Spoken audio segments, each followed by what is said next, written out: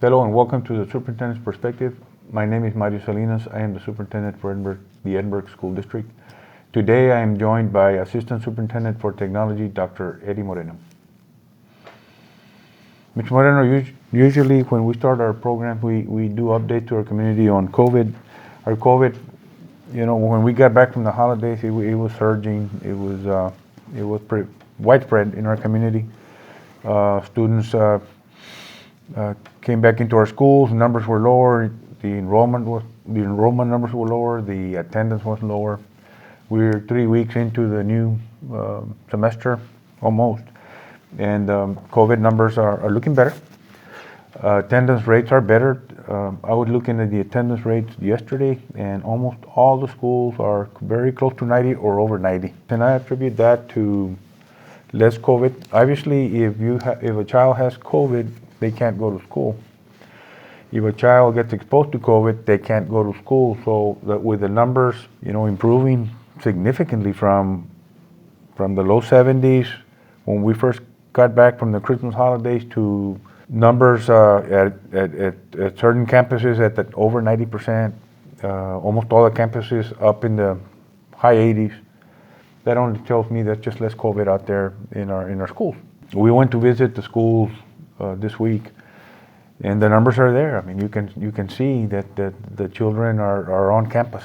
This year, it's been amazing. After last year, when first semester it was empty hallways, and second semester we only had a total of, out of 1,450 students, we only had 300 attending in person. And this semester, when the kids came back, even though all we could see was their eyes were crinkling with excitement at being back, at seeing their teachers face to face, at all their friends. And you go into the classroom and they're engaged, talking to their teachers, collaborating with the other kids. I just saw the excitement of learning and being in school. And on top of slowing down of COVID, we've been doing COVID, we've been dealing with this pandemic for 2 years now. I think we've learned how to manage it. Our students are confident, our parents are confident that our schools are doing the very best that we can, and they're confident that the students are safer at school than are at home. What are your thoughts on that? I think that your point is well made, Dr. Salinas.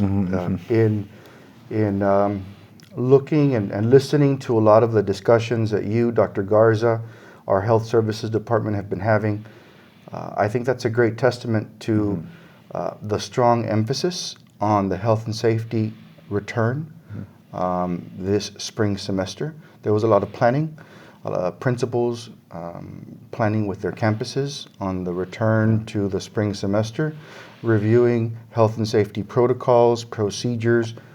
I know the Health Services Department in the district had a lot of testing going on that first week coming back.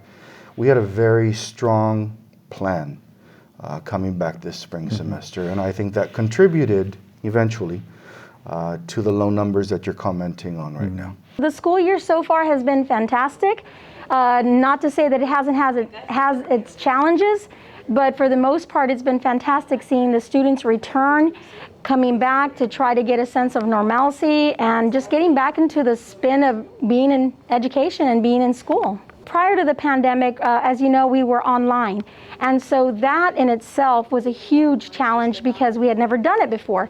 I am very, very proud of our students because in spite of the fact that they had never done it before, they tried. And so, for all intents and purposes, they were pretty successful. But for the most part now, I feel like they're happy to be back and it's kind of just rolling out. So I think that transition in itself really made a huge impact. And I think in essence, for us as teachers, it helped us to kind of understand what our role was now, coming back to the classroom and trying to get everything back to normal. Students are knowing what they need to do, wearing their masks, coming to school, following the protocols, and really just getting back into feeling like a typical high school student. Our numbers of students that are positive, the numbers of staff that are positive, slowly they're coming down. They're coming down from when we first started school and back from the holidays to now, the numbers are declining.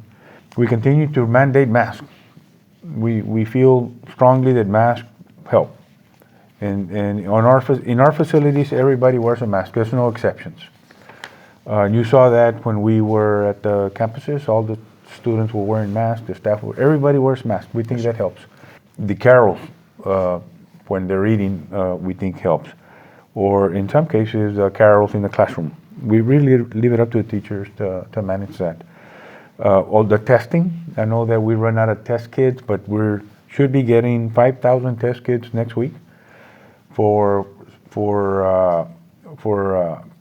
pass out to the campuses in case that the staff or students may be showing symptoms. Testing is a good way to quickly identify them and send them home if we have to. Moving on to attendance, I know that you did an attendance report to the board this last Tuesday. Can you give us a summary of what you, or the community, a summary of what you reported to the board of trustees? Yes, sir. This past Tuesday at the board meeting, under Superintendent's report, we report on enrollment, attendance, and the attendance for at least Monday. Coming back 3 weeks after a major break, we had most, if not all, of our elementaries in the high 80s% attendance. Some of them in the low 90s. Middle schools in the mid 80s, and high schools in the lower 80s.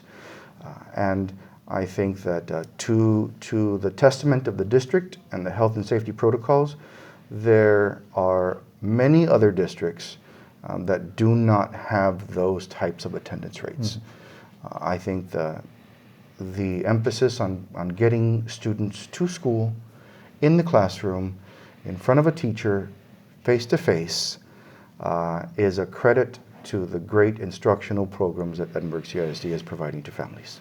Oh, I love school because, first of all, I have all these amazing teachers, and every single one of them here is great. Like my 4th grade teacher and my 5th grade teachers, they're awesome. And also, I love school because it's gonna help me a lot in life. I like coming here more because in home I was very lazy, so I really didn't listen. So it really didn't help me out when I came here. But now that I'm here, I'm doing a lot better in school than I was at home. So I love chess so much. I love chess because you get to be in tournaments and everything and represent the school. And I want to represent this school so much. And like you've mentioned here before many times, the virtual option is an option, but nothing replaces instruction, teacher, student, face-to-face, and getting that kind of support. And our attendance rates are showing it. It's been good. Obviously it's changed because of the whole COVID pandemic, but I think we're all glad to be back. I think being in contact with teachers and friends, because I think that's something that we all missed while we were online. I think I'm looking forward to getting to be able to go to high school now since we're 8th graders. I think that's what we're all excited for because we're going to miss South, but we're excited to move on to the next chapter. Kudos and credit to all the great things that our campus principals are doing to make sure that they are showing our school communities, their parents, that their campus is safe, it's secure, and I think it's impacting, and our parents are getting their children to school. Yes, they are. You talked about enrollment numbers getting higher. Every week our enrollment numbers continue to increase. We're approaching 33,000 students. When school started, we were at 27,000 students. We're approaching 33,000 students. Why is it important? Because you talked about it. We want the children in school. They lost a year and a half of quality instruction. They were in home quarantine, and for most children, that is not a good environment. So that is very important. And attendance, you mentioned attendance, that our attendance is getting better and better and better. Yes, not only do we want them enrolled, we want them in school. And we saw that this week when we went into our schools. There was high quality teaching going on. We went to Edinburgh High School, we visited an advanced placement biology class, and there was some high quality interaction among the students and the teacher. We went to a U.S. to AP U.S. history class, and there was high quality teaching going on there. That's what we want. That's what they need, and our students, and they were attentive, and they were interacting with the teacher, and that's what we want. So my school year has been going great. I mean, it's been a pleasure to be back in the building, especially compared to last year. It was so difficult time, especially online school. And having this perfect environment, being back together with people, helped me really be more communicate with my peers, and it helped me socialize more and be more successful in the classroom. It's been really hard during the pandemic, especially because I didn't get to see any of my friends, and it was difficult for me. But as we got back into the new school year, I was happy to be able to interact with one another and make a group of students and become successful and work together to grow together. We want to close the gap of whatever learning losses that may have happened over the quarantine. And that's why enrollment is important, and that's why attendance is important. We went to South Middle School and we saw the same thing. We went to Crawford and we saw teaching and learning going on with the children, pre-Kers. Using iPad, reading eggs, math seeds, ABC mouse. Everything we have to do, like puzzles, games, also like books and songs. We actually need to go play outside. We get to have fun. Not only are we addressing the learning loss, we're also addressing the social emotional aspect of That's important. social emotional health. That is very, very important for children. Children are designed to to have fun, to be playing with others, to be talking and interacting with others. That's also very important, and we've been talking that the social emotional health is also very, very important for adults, much less for children. Yes, sir. So, yes, that's the importance of the enrollment, and the enrollment, what it shows, where we've already eclipsed, we're getting ready to eclipse the number of children that were enrolled last year. Just is simply a testament to the confidence that the community, that our parents have in our school district. I like math because I love doing multiplication and adding and regrouping with math. Reading and social studies, so I could see my friends. We go outside for recess and we run around. Yeah, it's funner coming back to school. There are two major components that we report onto the board, attendance and enrollment. And we are showing record numbers of students enrolled in Edinburgh CISD. As you mentioned, we reported to the board this past Tuesday. We present the enrollment numbers as a snapshot as of last Friday, and we compare that to the same instructional day last year. And so if you look at those numbers, we are almost at the same number of students enrolled in Edinburgh CISD as we were last year. So we're at 32,612 students. That is 163 students less than the same school day last year. It's better instead of just being at home on your laptop. It's very fun, meeting new people, meeting new teachers. You have many opportunities to do many things, many things that you like. It's fun. So even though other districts are reporting that a loss of enrollment and numbers are lower than before, we are very close to the same number of students that we were at last year. And the district is emphasizing different initiatives, different recruitment initiatives. If you work in Edinburgh, enroll your kids in Edinburgh schools. We're an open enrollment district. Anyone can bring their children into Edinburgh schools. We have the district, the board under your leadership has opened the doors, the instructional opportunities available to students in our community and beyond, to be able to participate and learn in our schools. And I think that we've expanded after-school programs So parents are able to leave their students and have their students at school until 5 p.m. That's impacting family economics. Parents are not having to take their children to a daycare, paid daycare. Or worry. Or My worry. children after school. Where's my child? Who's picking up? Yeah. Trying to coordinate trying that. to find relatives, grandma, grandpa, mother-in-law to come and pitch in, and it just makes it so much easier. They have full service. If you got a 3-year-old, bring them to school. If you work till 5, don't worry. We're not babysitting. We No. have instructional programs all the way. I was going to say, it's to quality 5. instruction, quality after-school programs. Quality after-school programs, enrichment activities with the fine arts, UIL, or clubs. I mean, we have something for them every day, Monday Yes, through sir. Friday. We're here to serve, number one, our parents, our students and our parents.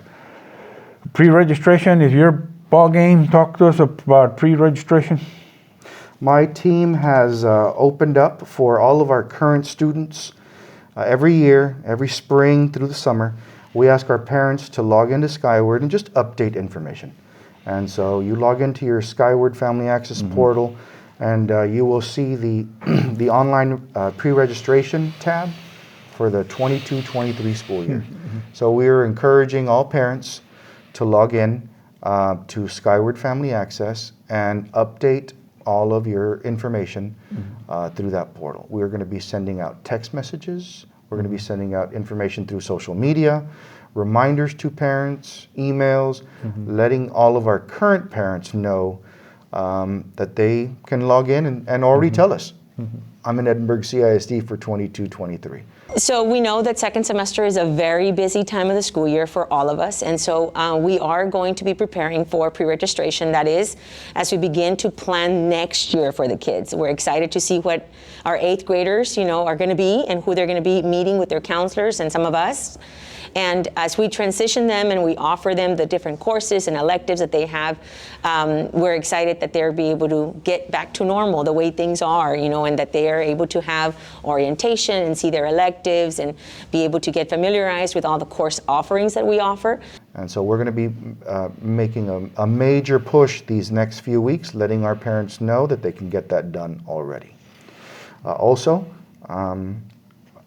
new parents, new students, or if parents have children who are in elementary, middle, and high, and they have a new pre-K3 student that they want to enroll. We want our parents to feel very comfortable. They can reach out to the campus. They can talk to the campus secretary, to the campus principal. They can reach out to the district pupil accounting office. We want to make sure that our parents have the support, the information, to be able to register their children and get them in school. Yes, I know that last year when we started the 3-year-old program, some parents wanted to register their children when they were 2, but they say, we're just a couple of months old, after September 1, can give us, but we didn't want to burden our teachers. If parents have a 2-year-old, going to be a 3-year-old next year, sir. September 1. September 1 for 22-23, we want to pre-register those students and get them into the system and make sure that the parents have a seat at the school that they want their pre-K3 child enrolled at. So. Yeah, one other thing that I want to talk about before we wrap it up is the second benchmark beginning in February 8th, in a couple of weeks. We do the second benchmark, and that's going to tell us where our students are at. As far as the STAR test, the state mandated exams, the STAR at the elementary and at the middle and the end of course test at the high school. That is coming around the corner. At the next superintendent's perspective, we'll probably talk about benchmark 2. It's important. It's going to tell us a lot. It's going to tell us much of where our students are relative to the state exam, and I am looking forward to marked improvement from benchmark 1 that we administered in October, November, to the second benchmark, especially with the kind of things that we're seeing in the classroom. I see nothing but good things coming up with our benchmark, but we'll talk about it next week. For now, this concludes today's episode of the Superintendent's Perspective. Thank you for joining us. Stay safe and stay healthy.